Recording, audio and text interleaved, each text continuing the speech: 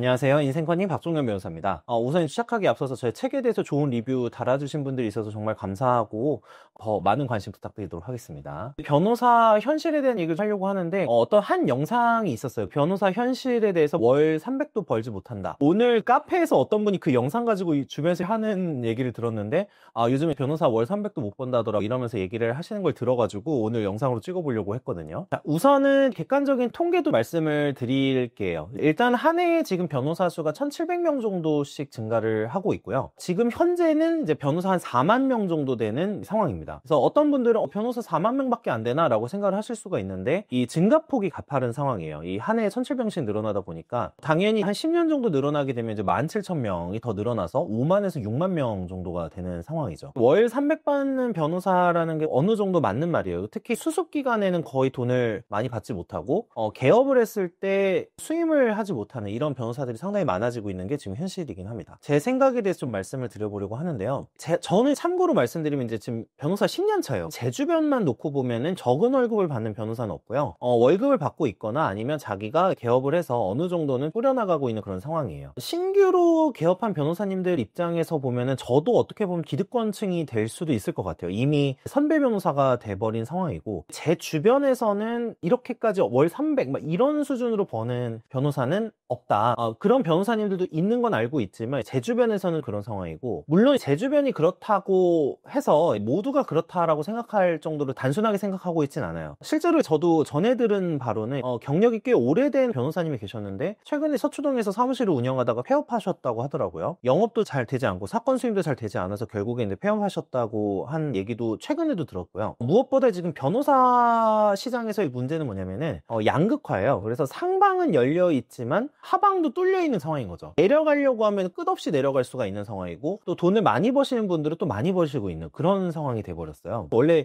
전문직의 장점이 대부분 어느 정도 하방이 안정적이고 단단하다는 거 있거든요. 예를 들면 직업을 취득을 하면 최소 이 정도는 법니다가 돼야지 이게 전문직의 의미가 있는데 이 지금 하방이 무너지고 있는 거가 변호사 시장이 어렵구나 라고 하는 방증이 될 수 있겠다 생각은 들어요. 전체 지금 법조 시장이 정말 망하고 있느냐라는 게 궁금하신 분들이 있을 것 같아서 자료를 가져왔는데 법률 시장의 경우에는 전체 매출액은 계속해서 증가하고 있어요. 이게 성장하는 시장이라는 뜻인데 다만 1인당 매출액이 지금 그대로인 상황이라고 보시면 될 것 같아요. 국세청 자료를 보면은 법무법인 및 개인 변호사 부가가치세 과세표준 신고액 기준이 있는데 법률 시장 규모는 2012년 3조 6,096억 원에서요 2022년에 8조 1,861억 원 2023년에는 8조 7,227억 원으로 늘어나고 있습니다. 거의 지금 한 2배 이상으로 는 거죠. 변호사 수가 늘어나면서 1인당 매출액은 같지만 전체적인 법률 시장의 파이는 늘어나고 있는 상황이다. 이런 부분을 말씀드리고 싶었어요. 결국에는 변호사도 자체적으로 경쟁을 해서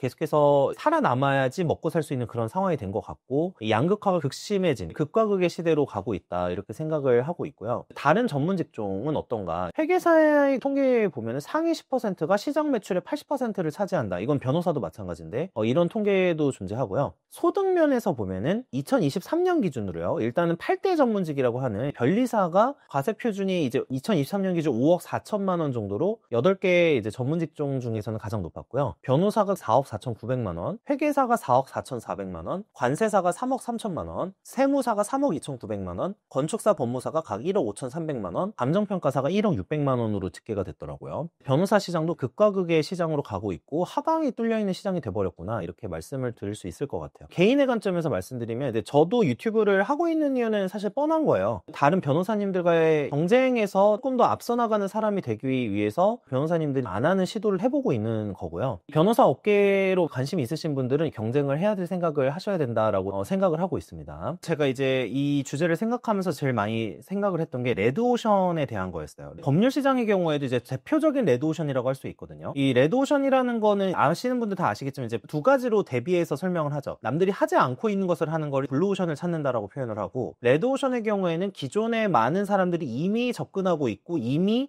하고 있는 것들을 할 때 레드오션에 접근한다 이렇게 얘기를 합니다. 근데 레드오션이라고 해서 사실 그러면 기회가 없느냐 이 부분에 대해서는 제가 오늘 말씀드린 이런 법률 시장의 예로 봐서도 법률 시장의 매출이나 이런 게 꾸준히 증가하는 걸로 봐서는 레드오션에도 기회가 분명히 있을 수 있다라는 생각을 저는 하게 되었어요. 제가 커뮤니티에 추천드리던 책이 있어요. 이 백만장자 습관이라는 책이 있는데요. 책에 이런 표현이 나옵니다.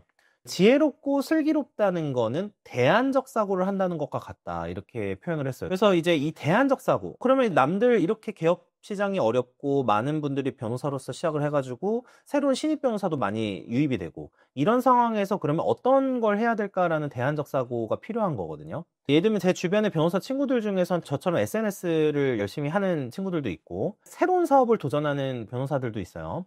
이 책에서 와닿았던 내용 중에 이 평균의 법칙인데, 평균의 법칙은 이 책에서 뭐라고 설명하냐면요, 당신이 가능성 있는 것을 그만두지 않고 계속 애쓰고 노력을 한다면 빨리든 늦게든 언젠가는 그걸 달성하게 된다, 이런 내용이었습니다. 실패와 성공을 계속해서 반복한다고 하더라도 가능성이 있는 시도를 하면 그게 평균에 수렴하게 되면서 결과적으로는 더 나은 성공을 할 수가 있는 그런 상황이 된다는 거죠. 이 레드오션 시장에서 우리가 생각을 해야 될 게 결국에는 이 해당 업계는 굉장히 오래되고 이제 정체되어 있다고 이렇게 보이기는 하지만 새로운 마케팅 방법을 고민해 본다거나 새로운 어떤 방법들, 대안적 사고를 하면서 많은 시도를 해서 이렇게 하다 보면은 또 같은 이제 레드 오션에서도 성공하는 사람이 또 나오게 된다, 이렇게 저는 생각을 하고 있고요. 그래서 어떤 시장에서도 기회가 전혀 없는 것은 아니다라는 생각을 하게 되었습니다. 실제로 어떤 기사에서 이런 얘기를 하더라고요. 포브스가 제시하는 전 세계 억만장자 목록이 있었대요. 이 억만장자 목록을 보니까 다양한 나라에서 이 자수성가형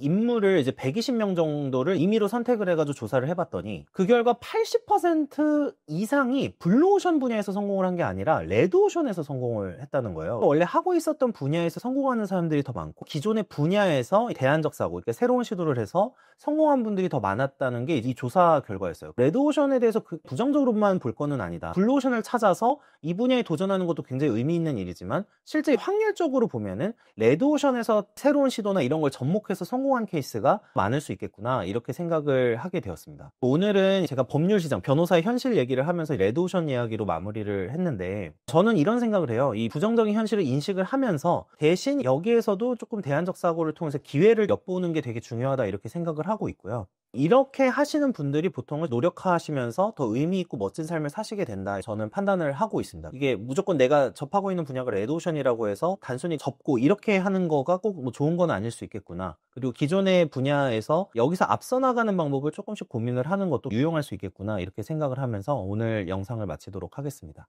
네, 항상 시청해주셔서 감사하고요. 제 나온 책도 한 번 더 관심 가져주시면 정말 감사하겠습니다. 시청해주셔서 감사합니다.